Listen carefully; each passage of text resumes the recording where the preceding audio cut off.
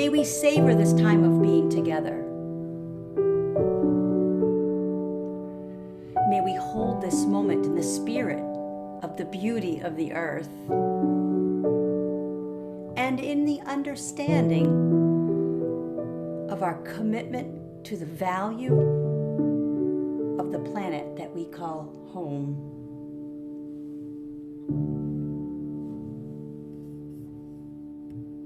And may we hold this moment in the joy of human care. Sister, brother, cousin, parent, child, for the kinship we all share, for all gentle thoughts and mild. Source of all in grateful praise, we raise the light of the chalice.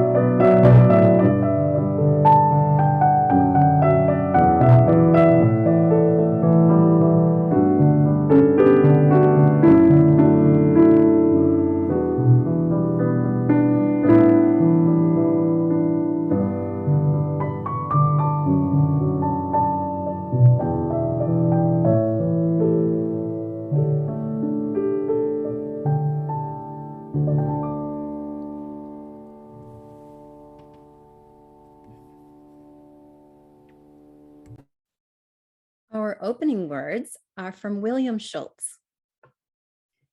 Come into a place of peace. Let its silence heal your spirit. Come into a place of memory and let this history warm your soul. Come into our place of prophecy and power and let its vision change your heart.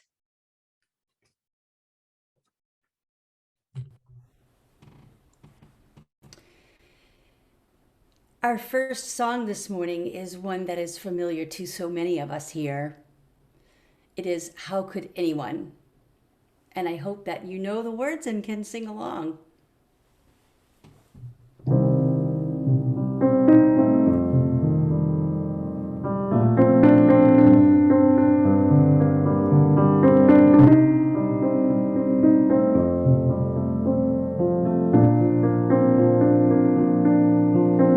How could anyone ever tell you you were anything less than beautiful? How could anyone ever tell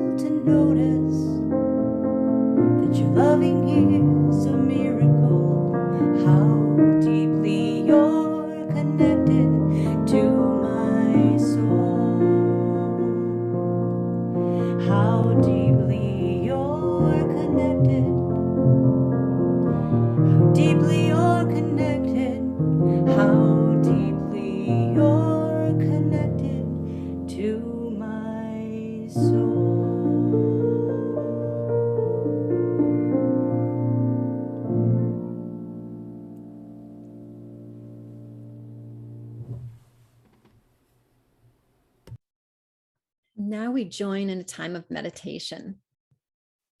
Mary will lead us out of our shared silence with the song, Let the Life I've Lived. And I believe you'll find the words in the chat.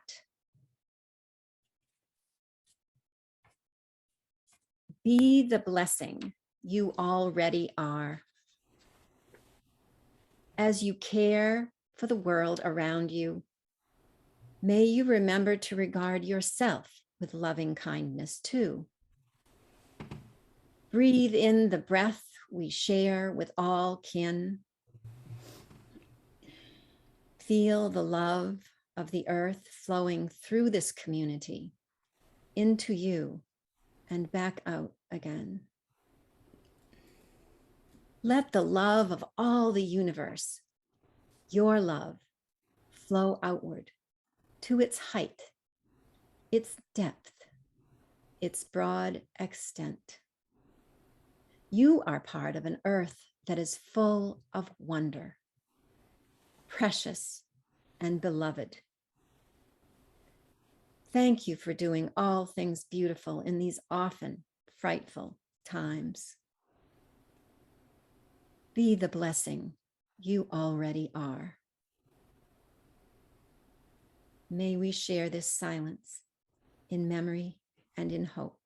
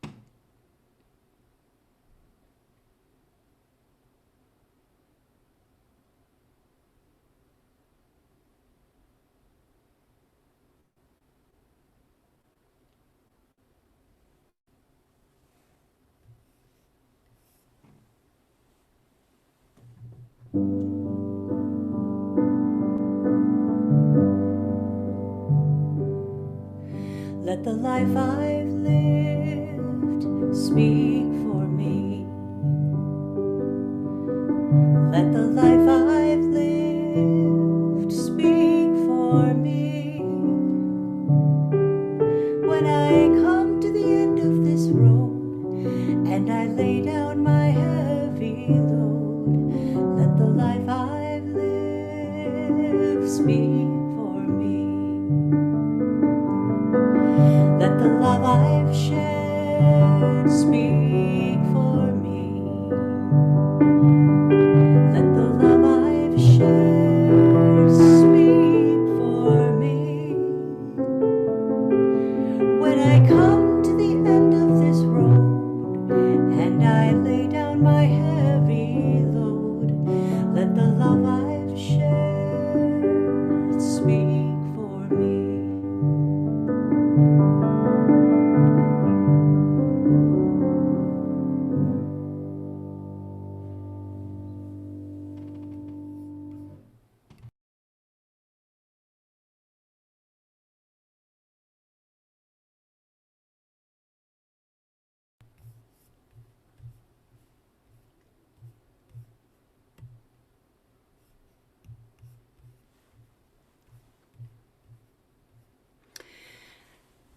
The story of Cinderella is certainly an old one.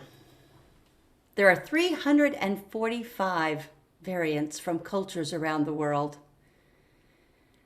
I recently revisited the classic version. Perhaps you remember it. Well, I have to say that I see the story a little bit differently now as an adult, as a grandmother, as a teacher, as a citizen of this world that has changed so much since that little golden book was published in the 1950s. I always will love the magic, though, the magic of how, with a little help, a person can escape a bad situation. It's a good lesson for the young, and the young at heart. Today, Sylvia and I look at that story through another lens, one that writer activist Rebecca Solnit gives us in her book, Cinderella Liberator. Or if you're from New Hampshire, you would say Cinderella Liberator.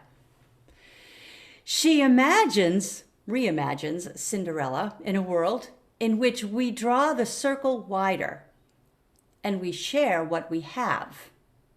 So we'll tell you a bit of this new love story today, and we promise a good-natured romp that also leaves us with some things to consider. So here we go.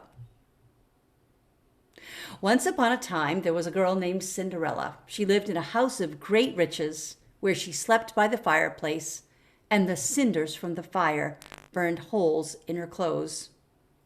She did all the work of the house. Her stepmother made her do it all, even though there were plenty of others who could have shared the work. The stepmother probably needed some helpful hints, but hey, there's no manual when it comes to being a stepmother or for being a parent, period. Still, she didn't have to make Cinderella do all those chores. But there, in the downstairs part of the big house, Cinderella was learning to bake the most delicious cakes. And she traveled to the market every week where she got to know the people of the town, the people who were growing the wheat and producing the butter. She looked forward to that. And from all this work, she grew strong and capable. Upstairs, her sisters sat. They were arranging and rearranging their dresses and their hair. When the prince sent out a message across the land announcing a big old party, the sisters began gathering up all the best fabric for the best dresses, because their whole thing in life was having the best dresses and the best hair, which would make you the most beautiful. And being the most beautiful would make you the happiest. But if you really think about it, there isn't a most beautiful person because there are so many kinds of beauty. Some people love roundness and softness, and other people love sharp edges and strong muscles. And some people like thick hair like a lion's mane, and other people like thin hair that pours down like inky waterfalls. And still others love a person so much that they forget what they look like. There are a lot of people with a lot of ideas about beauty and love. Let's just say that when you love someone a lot, they just look like love. And there it is. There's lots of love and plenty to go around. But the stepsisters, who were convinced that being the most beautiful would make them the happiest, were going to prance off to the prince's party in all their finery. You know how the fairy godmother gussies up Cinderella in a glittery dress and shoes, and how she meets the guy who is hosting the party, and later how there's confusion about a very uncomfortable pair of shoes. They were kind of tight, even on her. And wouldn't glass slippers be cold? I suspect so. Well, when the prince shows up at the stepsister's house looking for a sweet human who was just being herself at the dance, he asks, "Might this shoe fit someone here?" You can imagine the stepsister's utter astonishment when the shoe fits Cinderella. Remember, they didn't even know that she went to the party. And in any case, how could attention be given to a sister who was hardly even visible to them? Furthermore, their mother had told them there was not enough to go around for everybody, especially, heavens above, attention from a prince to this sister. They were still sitting with the idea that they might need to take things from other people in order to have enough for themselves, which doesn't really make sense. Doesn't really square. There's always enough if you share. There's enough food. There's enough time. There's enough crayons. There's enough love for everyone. But in this version of the story, our little maid is found by the prince. And this Ella ditches her cinders and moves into town to become the president of a bake shop. And the prince trades in his satin for some overalls for working in his very own garden, which is his dream job.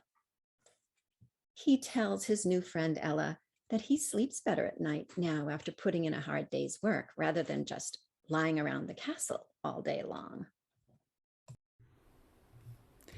The happily ever after shines out when people who are no longer struggling each day. It happens when they are no longer struggling each day and they can live to be their best selves. That is the happily ever after, happily into tomorrow that we can all wish for.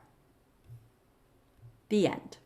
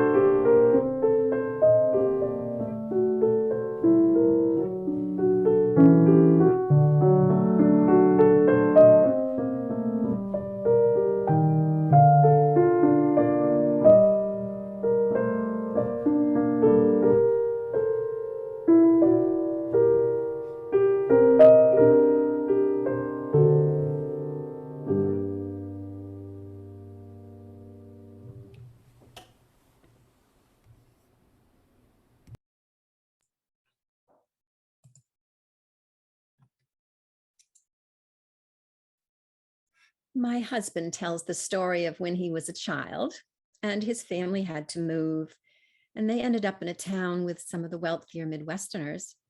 In fact, his little friends had dads who were in Montgomery Ward, and they were heading up Sears and Roebuck and Kraft.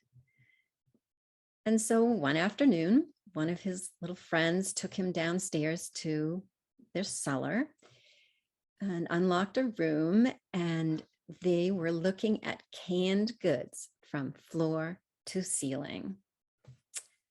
So he said to his friend, "Why do you have all of this food?"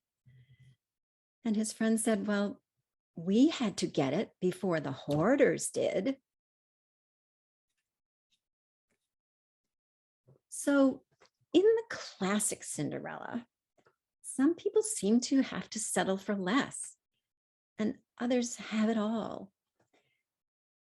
The old blockbuster Golden Book that Reverend Mary was talking about, that's kind of faded in popularity. But Disney and 9 spin-offs still run it on the movie channels. What can we make of that classic tale that says there's not enough to go around? Well, there's exclusion and hoarding, and in the process, wasting the time of a lot of people and their talent. It's the lovelessness, it's the scarcity myth. And that is what serves the basis of our US economy. And it hurts not only humans, after all, it hurts our animal kin and our plant communities as well.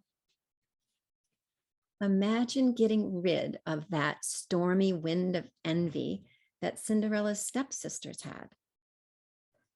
And after all, they had it planted in their heads. It was that storm that says that even they are not enough for just who they are. And they always need more. Then on the other hand, we see that by the end of Cinderella Liberator, everyone's sharing what they do best. That took me back to when I was a child at the Universalist Church in Bangor, Maine. And our Sunday school teaching said that if you did not share your talent with others, you were pushing it with God. So, how do people share if there are roadblocks? Well, we'll come back to that. But another reason to love the new version of Cinderella is that it shows us all that we can be fairy godmothers, that we can just say, here, I want to share this with you. I have plenty, take it and pay it forward.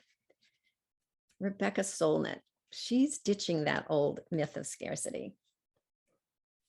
And I do have to admit, I was challenged from hoarding during March of 2020. Going grocery shopping was very strange. It was overwhelming to go through the aisles and see that the bags of flour were all gone and that there were whole aisles of empty food shelves. So, of course, the shelves got restocked and there was enough for everyone, except people who didn't have transportation or funds. And then we all witnessed the beautiful acts of kindness. People with more just reached out and gave away what they could. And people watched over their neighbors who might not have had enough to give in exchange. And that fact did not matter. People just delivered. They got food and other provisions to people who needed it. And the transformation that took place was, well, it was the turning of our suffering into beauty. And it was magical. So the first stimulus checks came, and we saw with new eyes our economic system and our healthcare system. And we could examine it for its failures, the unfairness, the glaring injustices. And on the other hand, this remarkable generosity. It surfaces among us when we're in crisis. And that beautiful gift giving and kindness, it's just, I felt it so strongly. And Rebecca Solnit, it turns out, of course, has written a book on that too. She has written about how extraordinary communities evolve out of disasters. So today, we invite you to think of love in the sense of how we might renew our appreciation for the gift of bounty from the earth, from all of her gifts to us, from the berries on a bush to the passing of winter light, that mid-February is just so gorgeous when that earth is just beginning to stir and push up things out of the ground. To rise and bless us with bounty here comes the harvest. So the full baskets of farmers markets, the gift of each apple tree. And here's a little aside. Now, biologists say a shiny red apple is one of the long shots of evolution. They just marvel that so much of our food is gorgeous and also so satisfying. And it didn't have to work that way. I remember when Mary and I went picking strawberries, and it was after a long rain, and you could just look down these rows upon row of gorgeous berries. And I just thought, what a miracle that this ripe red fruit gives us this astonishing display of generosity year after year. And then Mary, at another point, her little 4-year-old granddaughter wanted to bring a gift, and she delivered this basket of blueberries. There were her little outstretched hands with not a commodity, but the gift of blueberries. And I remember feeling, I have all I need. I don't need any more. So here's a Celtic myth for us. There was once a cow of plenty, one beautiful animal who lived on a hillside and gave bounteous quantities of milk. Everyone was fed. There was no hunger in the land. Until one day, a woman came and took a very large quantity of milk. It was said that she walked away with multiple buckets. She took more and way more than she needed. With that, the cow of plenty turned around on that hillside and flew off into the sky, heading for the Milky Way. She was never to be seen here on Earth again. It's clear how this myth holds up the values of being egalitarian and living communally and sustaining relationship, not just with one another, but with our kinship to other animals as well. And I love it that myths call out people in a different way than just our, usual, neighbor to neighbor, maybe criticizing, but they're actually calling us in. And I admire those old stories for that reason. So what other gentleness can follow my gratitude for the gifts from the earth? You may remember Robin Wall Kimmerer as this amazing botanist and a deeply spiritual person, suggesting that we give a gift in return to the beautiful farm animal or to the lush strawberry plant. I might return the generosity by a watering or by paying more than what the farmer is asking. I could sing a song of thanks or write some words to share for my grace at the table. I could donate to my local conservation land trust. Many have said that gratitude is a radical act. It's subversive, actually, because it undermines the tenets of superconsumerism, which tells you you really aren't good enough, you don't look perfect, and you need to buy a new car.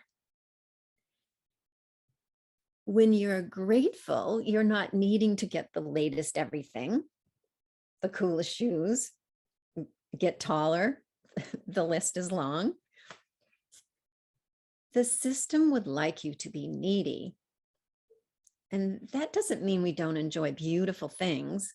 It just means we don't have to bow to this ever-present teasing, to want more, to crave, and especially if we're satisfied with what we already have. And to name the world as gift is to feel my membership in the interconnected web. It makes me happy. And it makes me accountable. Conceiving of something as a gift changes my relationship to it in a profound way. What if I acknowledged that everything I consume is a gift from Mother Earth? I bet that I'd take better care of what I'm given. It follows, too, that mistreating a gift has emotional and ethical gravity, as well as ecological importance. In the book, If Women Rose Rooted, the author tells us a lot of needing to rekindle a sense of being with the earth and with other beings and in community with other humans through stories that take us out of this heroic, sort of uber individualistic, glory-filled story that we've been living in Western civilization for centuries. To fall in love with the earth again, the earth as a living being endowed with a soul and intelligence, a single living being containing all other living beings, all related. This is our call to adventure, to change that old uber individualistic story, to embrace abundance. For too long, we've surrendered our values to an economic system that actively harms what we love just by working from the myth of scarcity. I admire the example set by American Northwest natives. It's their custom to host a big feast and to give everything away that a person can. Their people role model the feeling of abundance through the potlatch tradition of sharing. The more you give away, the better off you are. And that is their economic system. In their gift economy, wealth is understood as having more than enough. The practice of realizing that abundance is to give yours away is beautiful. In fact, your status is determined not by how much you accumulate, but how much you give away. If you don't have anything to give because you're struggling, well, you're still part of this flourishing, because that too is a beautiful thing to behold, to nurture community bonds and mutual well-being. US culture has been described by many as worshiping unbridled individualism. It's even been called rabid individualism. This has been coupled with a heavy emphasis on fame, fortune, and physical prowess. But during the pandemic, we heard stories of 10-year-olds raising money to buy holiday gifts for kids who didn't have them, or little girls who gave their tooth fairy money to the food bank. There were teens in my neighborhood who were delivering groceries to the older members among us, and they just couldn't get out. And so it's still happening in my neighborhood and around. So whether you've helped build a community garden or you took a loaf of bread to your neighbor when they needed, you reconnected to kin and gave what you had in service to others. The Native Americans of Standing Rock say it this way: people are awakening to the practice of being good relatives. And that includes the non-human animals, the trees, the plants in our backyard. They are all kin. As our US Poet Laureate has named her new book of Native American poems, when the light of the world was subdued, our songs came through. How might we display our beauty and our humanity in every condition, not just in crisis? A heartbreaking fact is that our economic system includes one of the largest income gaps in the world's developed countries. And many of us have observed that what has happened to us in this year into another year, it's sort of like people are calling it, it's the tunnel at the end of the tunnel, is more than just a virus. Many of us in pre-pandemic days found ourselves running this exhaustive race, and it was a daily practice. So in our quieter days, we may have had the opportunity to reconnect more to family, to music we love, to mentors and authors of books whose writing inspires us.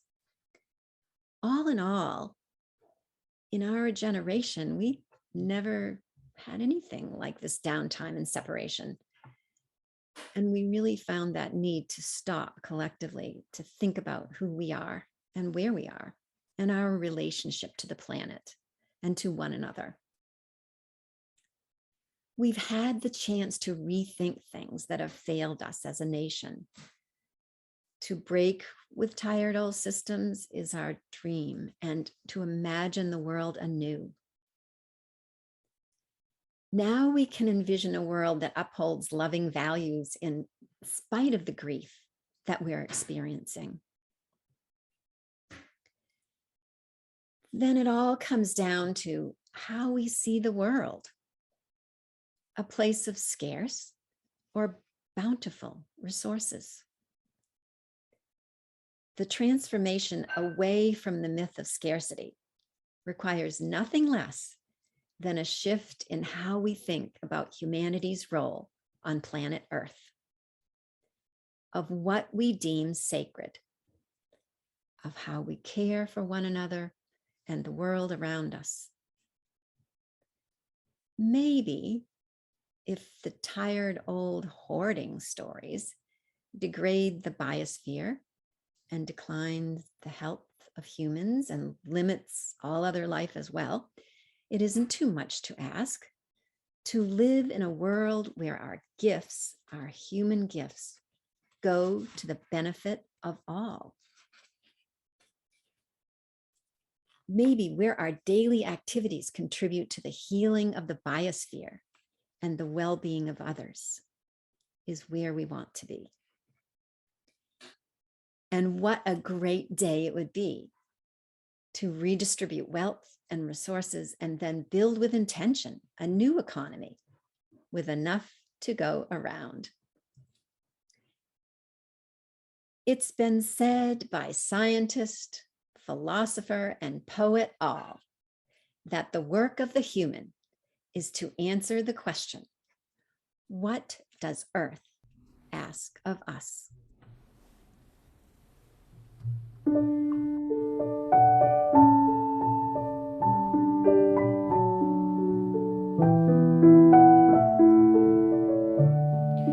One way the Earth role models what she's asking of us is through her generosity. And then she leaves it to us to imagine.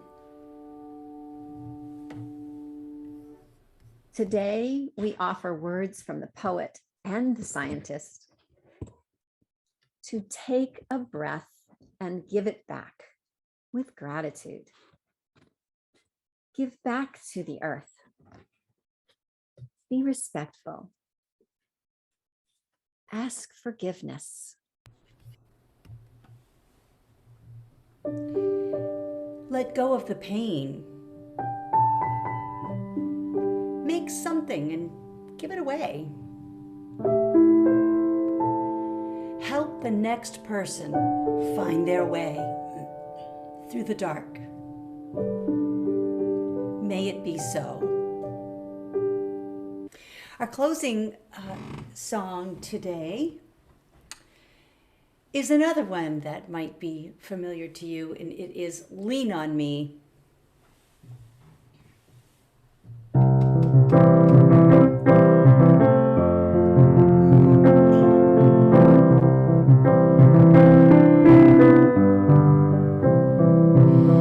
Sometimes in our lives we all have pain, we all have sorrow.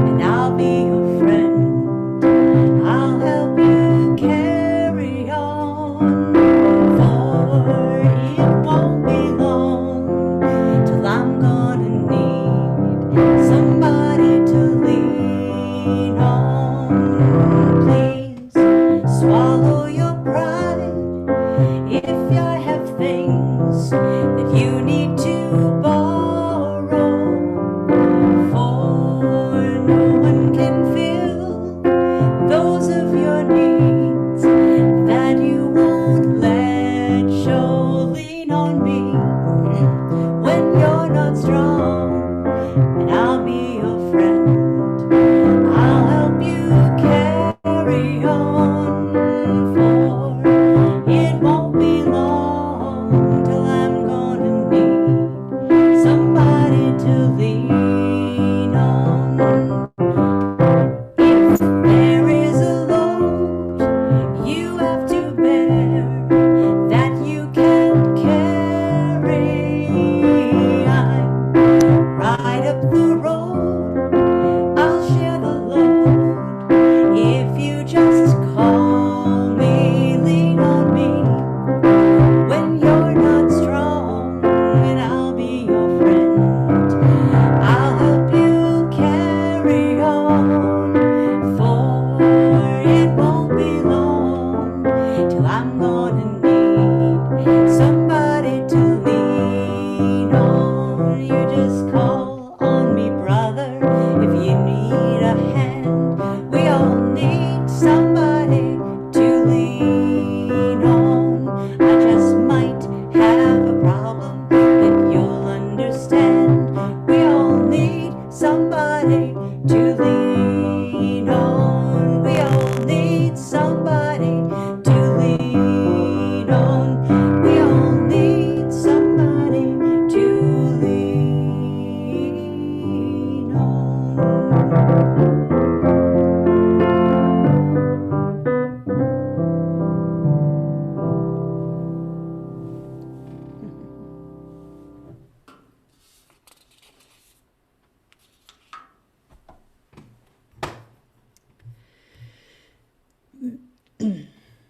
I spoke these closing words along with my congregation every Sunday for 20 years when I served as minister of music at the first UUCY Society in Exeter, New Hampshire. I invite you to speak these words with me today. Go, speak truth. Give thanks each day. Respect the earth and all creatures, for they are alive like you. Care for your body. It is a wondrous gift. Be gentle with yourself. Live simply. Be of service. Be guided by your faith and not your fear. Go lightly on your way. Walk in a sacred manner.